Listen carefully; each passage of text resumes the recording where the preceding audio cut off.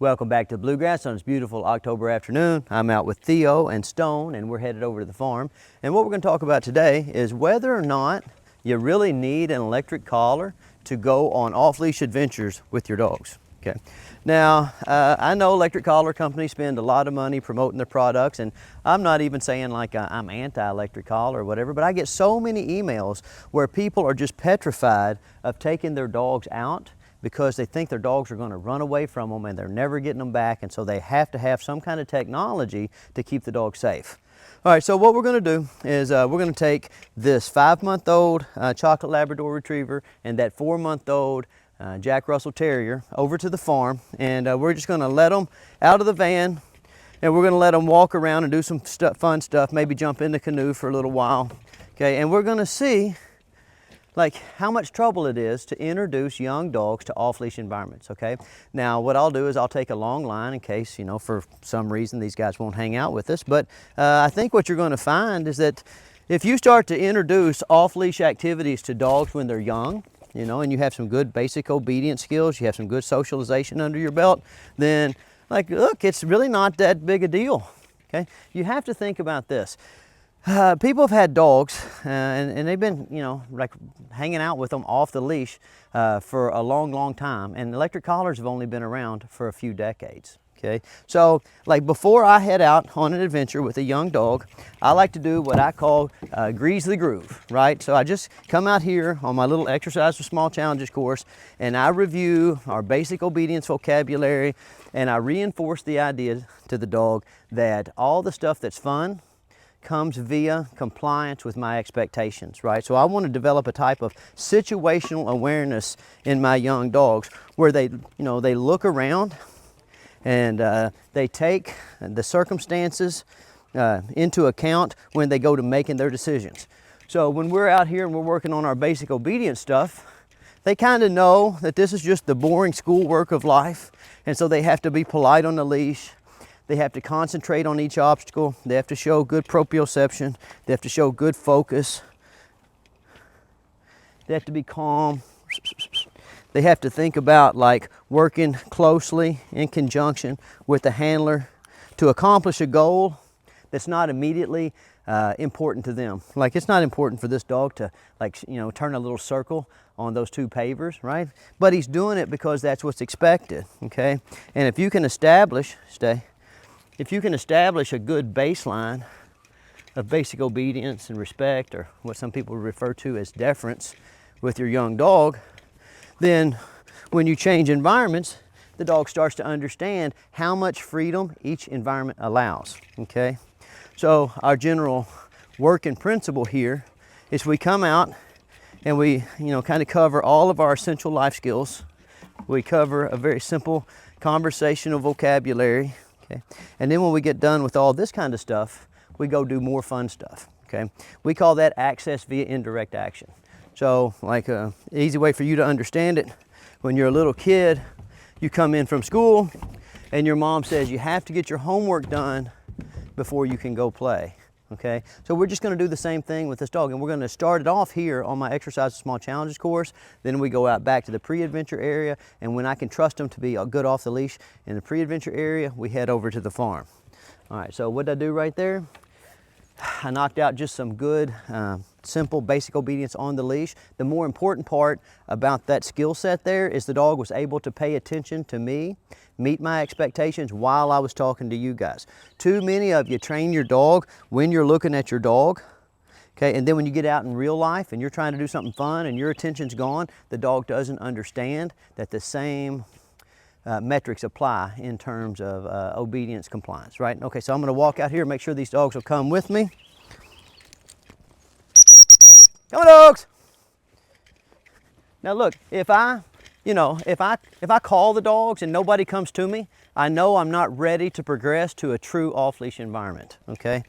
So I start this in a pretty controlled environment, you know, where the dogs can't get away from me. If you don't have a fenced-in area, then just use a long line and make sure that your dog's really reliable about going with you when you go places, about coming to you. And then when you can come out and have a lot of success in a controlled environment, then put the dog in a situation where there's a little less control, okay? We call that progression based on mastery. So at a given level of distraction, once the dog masters that given level, we increase the distraction level, we increase the difficulty level, okay? So from my point of view, for a 5-month-old dog, Theo's doing great, okay? His leash manners were fine, especially really good considering that I was talking to you guys. I wasn't paying any attention to him. I'm pretty happy with Stone. He's 4 months old, and he followed along with us, and that's all I really need out of him because we're really big into learning by doing, okay? Then I've got 2 mentor dogs that I can count on to not go too far, right? So I feel like we're in a great spot mentally, right? And so now we're gonna head over to the farm and we're gonna see what happens. Very good dogs. Oh my gosh, very good dogs.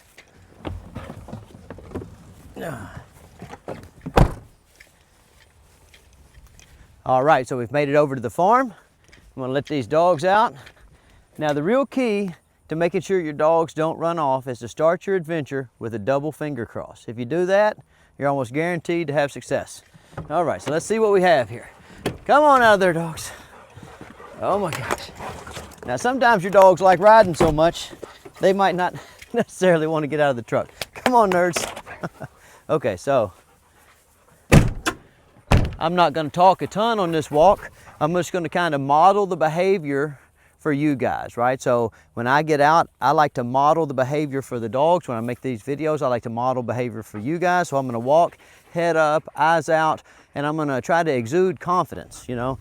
I'm going to get out projecting the idea that these dogs aren't going to run away, you know.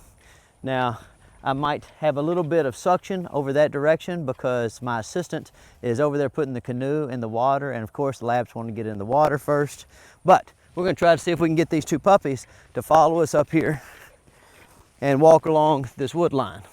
And again, we're working on the concept of teaching the dogs that the fun stuff happens after the boring stuff. Okay, so all the dogs want to go get in the pond or get in the canoe, but I need them to walk this way first. And now walking up this wood line, it's fun. There's stuff in here. We always jump up some critters of some type. A lot of deers lay down in this little wood line here. There's a lot of rabbits, tons of birds. And so it's fun for the dogs to get out and see all that kind of stuff. But what they really like to do is get over there by the pond because there's just more life, more interesting stuff around the pond's edge. Very nice. Come on, dogs.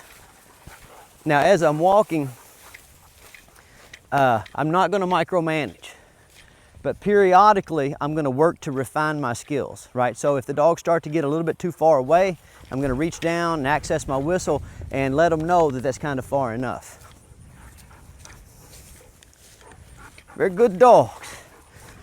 Very good dogs. Very good dogs.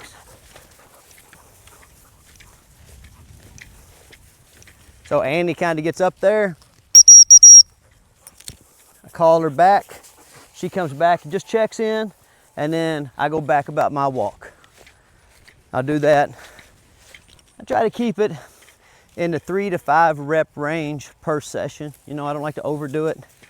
I really want to make the dogs understand that their freedom comes from checking in. So if I can take them into a fun, high distraction, off-leash environment, we're going to be able to stay out there for a lot longer if they keep coming back and checking in.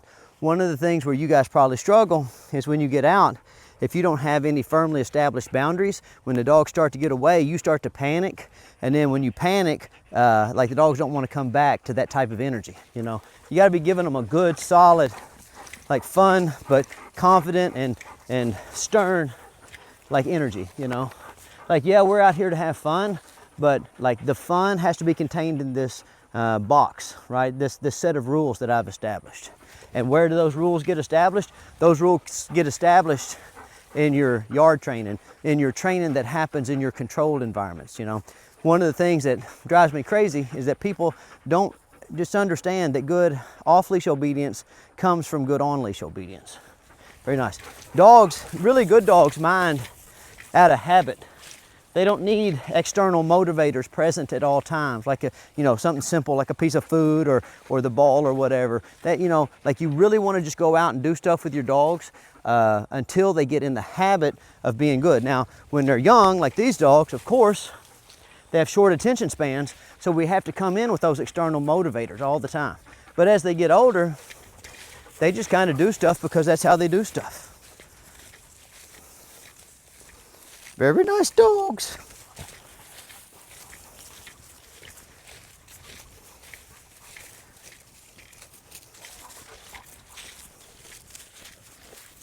Now it is important to note that this technique that I use is it's a developmental stage appropriate approach, right?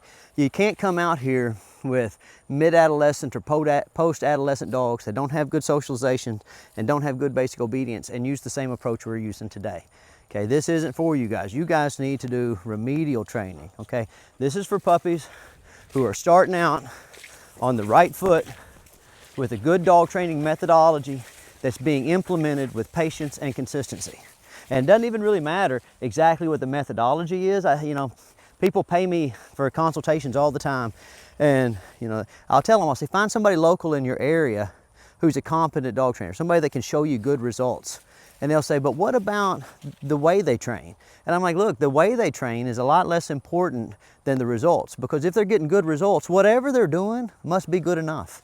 Never let perfect be the enemy of good enough. Very nice dogs. Again, notice that I'm not micromanaging, walking with purpose, and just periodically I'm giving them a little feedback. If they get too far, come on. I call the 2 adult dogs. Now these 2 adult dogs are what we call mentor dogs. They're kind of, they're kind of providing the archetype that we want our young dogs to grow into. Very nice dogs.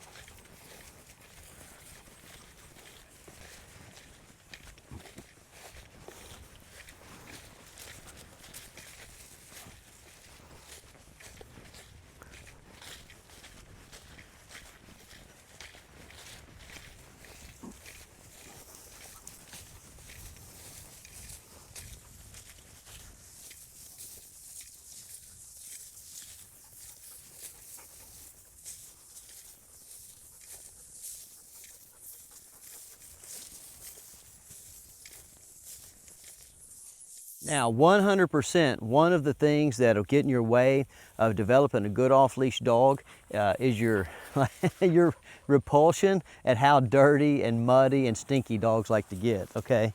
So, like, you'll hear me sometimes use the term suction, what I'm saying, that something is pulling the dog away from me and towards the other thing, the other person, the other activity, right? Well, one of the things, like when we come over here, like there's a bunch of ponds over here, but this is by far the stinkiest, muddiest one. And the dogs love to come out here and get in this stinky, muddy pond, right? And I've brought other people over here before, and they would like have a little bit of a go-to-pieces when their dog would want to come. And the more of a go-to-pieces that they would have, the more the dog would want to get into the pond, right? Okay. And so what you kind of have to do with this kind of stuff is you have to let your dogs come out and have these experiences, because the more that they have the experiences, the more the novelty wears off. Okay. Now, if you have labs, that novelty might not ever wear off because they just love getting in the water and they love getting muddy. Uh-oh. But I like to come over here, and when I'm going on an adventure, I really like for the dogs to understand that we're going on an adventure and I'm going to be part of it with them. I'm not just going to stand up at the bank and yell at them. I'm not just going to stand up there and try to influence them when they're at this stage of life, when this is all new to them. You always have to have objective self-evaluation when it comes to like how interesting or how important you are in a situation, right? Okay. So if I want these mentor dogs to mind me, what I like to do is I like to say, okay, your access to the pond, your access to the retrieving items, all that is going to be predicated on you coming and being still and having good manners, like in the car, as we get here, as we're getting the canoes down and stuff like that. And so over the course of time, the dogs understand that, like, if they want to come out and do fun stuff, like what Theo's doing right now, they have to be obedient first. So what we say is that we're all about partying. We just like to party after work, not before work. And if you can, if you can establish that with your dogs when they're very young, then you don't have to worry about them running off, because they always look at paying attention to you as how they gain access to the thing that they want to go see. Very nice dogs. Very nice dogs.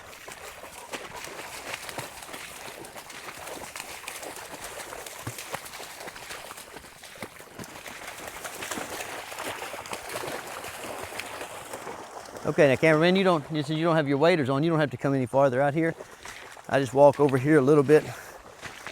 Okay, so you guys get the idea of what we're doing here. Let's give Stone a chance to catch up. Come on, Stone, you can do it. Now see right here, Stone is like, I'm calling him and he says he might not want to come with me. So instead of like keep calling him or moving towards him, watch what I'm gonna do. I'm just gonna keep walking away, and hopefully we'll be able to take advantage of what I call the rubber band effect, and we'll be able to get him to follow us. And he's kind of a little bit worried that he's stuck in that water, but watch what happens. If I can just get this rubber band effect going enough, okay, us moving away will pull him towards us, and then he'll be on the other side of this pond. And then once he gets to the other side of this pond, he'll realize that following us always works out to his advantage. Come on, Stone, you can do it. Come on. Now look, so right there, like he's in conflict. He doesn't know whether to go backwards or forwards, right? Now he's thinking about going backwards. And I don't know if this is gonna work perfectly, but let me come up here and give him a little help. Oh my gosh. Are you stuck, little man? Look how much fun we're having over here. And he's kind of got himself down in this water. And these weeds are hampering his mobility, So I'm gonna kind of come over here and just keep these dogs around and give him time to think, give him time to work this out. Because I don't want him to go back towards the cameraman. I want him to realize that coming with us is always the best, even though there's more water ahead of him than there is behind him. So it's easier for him to go back to the bank. I want him to put the work in to get to us. Come on, dude, you can do it. Come on. Come on, Stone. There we go. Good boy. That's a good boy. Come on. You can do it. So I walk a little farther. Now this rubber band effect, there's an art to it. If I go too far, he'll feel like he can't do it. If I don't go far enough, he'll feel like he doesn't need to do it, okay? So the key is like playing on this edge distance here until we can get him feeling like he can move forward. And you see, I wish you guys could see him from the front right now, because he's really thinking about what to do. He's like thinking about whether he goes off to the side, he goes backwards, or he comes forward. See, look, see right there, he's thinking about it. Come on, dude, you can do it. So I'm gonna move a little bit.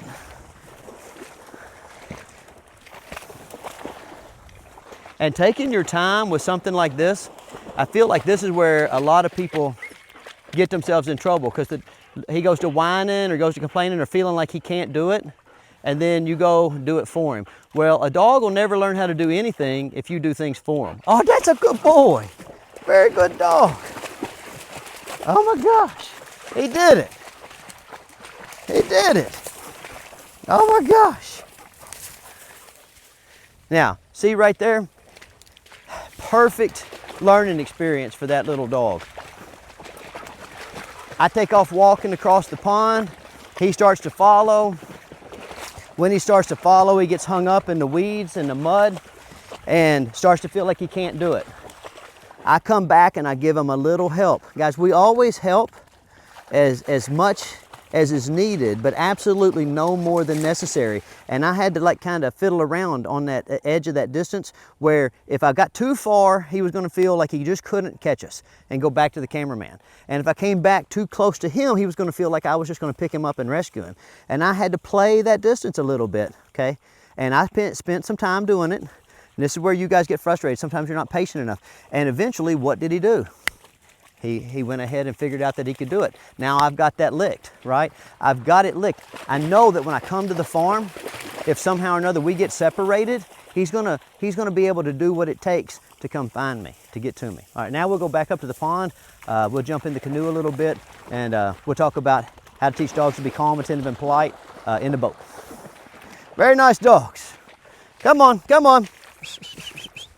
You can do it.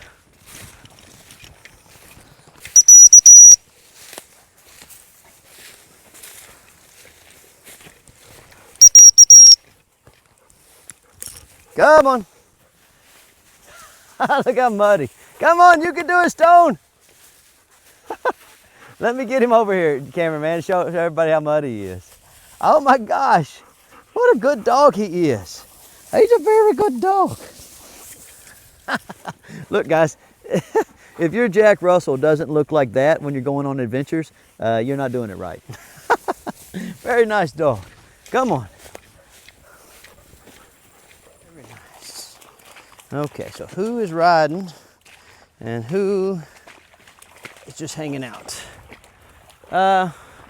Okay, so Stone is having a little bit of trouble navigating this deep mud. When you get over here to the main pond, like especially this time of year, we're a little bit low on water, and the mud is just so deep that like poor Stone is running out of ground clearance, as they say. All right, so I'm gonna put Stone in the canoe with me. All right, now an important thing to think about what we're working on here is, like, we've been on a walk and I talk about how not to micromanage, right? It's very important not to micromanage. But now, on the other hand, if you want to be able to take your dog out and have adventures, the dogs have to have good manners, you know? So they need to learn to, like, judge the situation at hand, right? And that mainly comes from experience. Like, you know, there's a little bit of telling them what to do, but really it's a whole lot of just treating them like they're from Missouri and kind of showing them, right? So right here, if the dogs are tired enough, they don't mind getting in the canoe and they'll settle down pretty quick. So like little Stone, where he's been having to traipse through all this mud, he's kind of tired, so I don't anticipate having a ton of trouble keeping him in the canoe, okay? Theo, like, he loves the water and he loves the mud, and he's kind of buoyant, you know, he's kind of, these English chubbies are, they kind of float on top of the mud a little bit. So with Theo, like, it wouldn't surprise me if he gets a little fidgety and wants to get out with the other dogs, okay? And if that happens, I'm not gonna have a go to pieces, right? I'm just gonna put him back in the canoe and we're gonna go over it again. So the basic rules when we come for these little kinds of adventures like this is we work a little bit, right? So what work did we do? We got on the exercise with small challenges course, and we reviewed our obedience, right? And then we did some recalls. Then we got in the van. Now when we got in the van, the dogs had to have really good manners. They have to be super calm, super attentive, and super polite in the car, because if they don't, watch out, nurse. Because if they're not calm, attentive, and polite in the car, then, you know, that's dangerous. And what'll end up happening at their own homes is nobody will, you know, take them places. You know, always think about that. Never let your dog grow up to be somebody that nobody likes going places with, because then they won't get to go anyplace.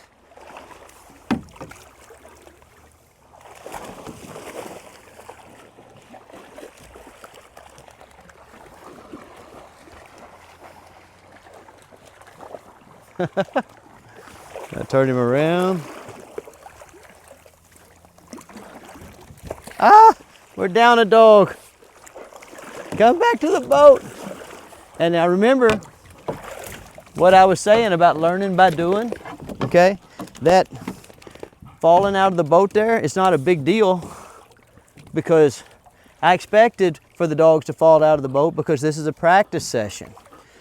That's the same general principle as we were talking about when we go to our pre-adventure area, or we went on our first little walk when we got to the farm, is like, guys, you know, the dogs have to get experience.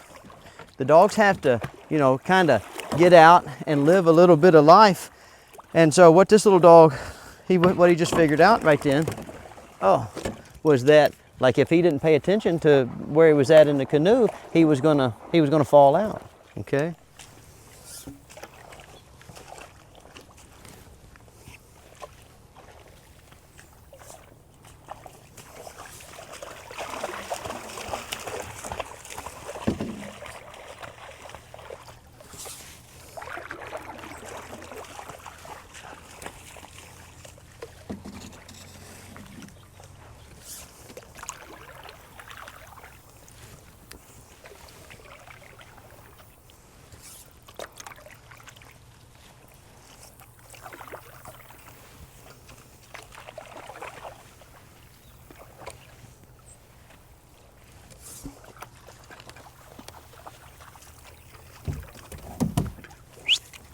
Hey, where you going, dude?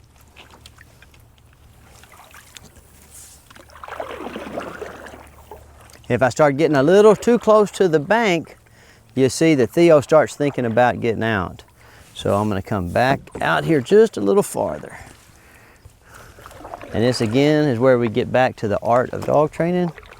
You just have to watch your dogs and you have to read their intentions.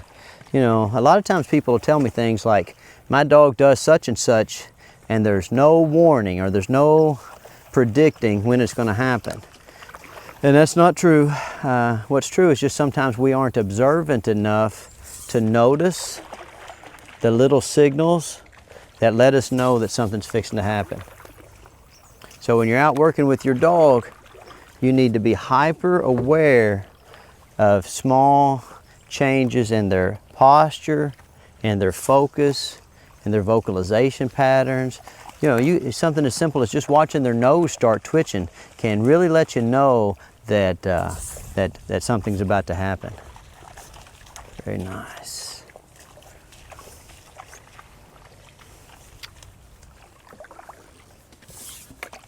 So you can see Annie's nose twitching right there.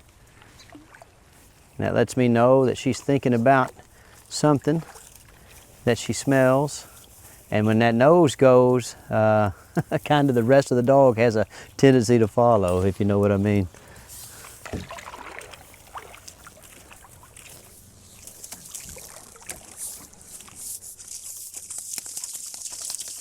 Push myself away from the bank just a little bit to make it a little less tempting for the dogs to get out. You can maybe hear those chickens in the background. When you watch a dog's nose twitch, well, okay, you know they're smelling something. When you watch their focus shift, you know they're looking at something. And sometimes, just as something as simple as watching their ears perk up just a little bit. Like I said, guys, dogs will tell you what they're getting ready to do. You just have to be hyper attentive and hyper focused on learning to read those small telltale signs. Very nice. Now we just flushed up a whole bunch of ducks. And you can see Annie really getting tore up about that. Very nice. Luckily, these two puppies didn't see that. And this is again where it's really valuable to have a mentor dog. Having a mentor dog sets the emotional stage for success. And I know a lot of you feel like you don't have access to a mentor dog, but let me tell you something that is true around the world. People that have really well-trained dogs love to show off. And so if you see somebody with a really awesome dog and you go up to them and you ask them if maybe you guys could get together so that their dog could serve as a mentor for your dog because you'd like for your dog to grow up and be the same, a good percentage of the time, those people are going to be very flattered and they'll be more than cooperative. They'll be happy to help. Good. A lot of people in the world are looking to make friends, and just the fact that we live in a digital age has somehow interfered with that simple truth. You know, human beings need connections and dogs need connections, and so like what I want to encourage you to do is to get out and make those connections, you know?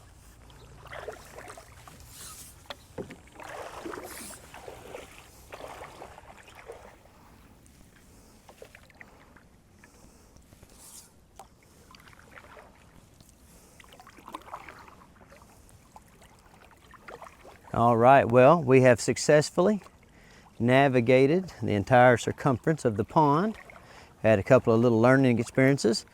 Theo got out of the boat one time and Stone got out of the boat one time. And that was to be expected.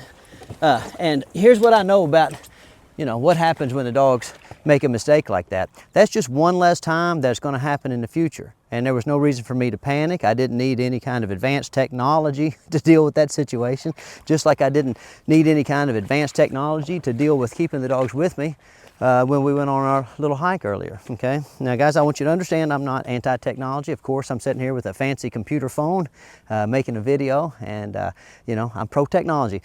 But I don't like the idea that people think that they have to have technology involved in every aspect of their relationship with their puppy, because all you have to do is realize that for thousands of years, people have been getting out and getting moving and doing interesting things with dogs, minus electric collars. Okay, so I hope this video gives you some confidence to get out and have fun with your dog, because if you get out and you have fun and the dog understands that there's some boring stuff that happens before the fun stuff, well then you're going to have a perfectly reliable dog off leash. All right, well, I hope you guys enjoyed this, and I'll see you next week.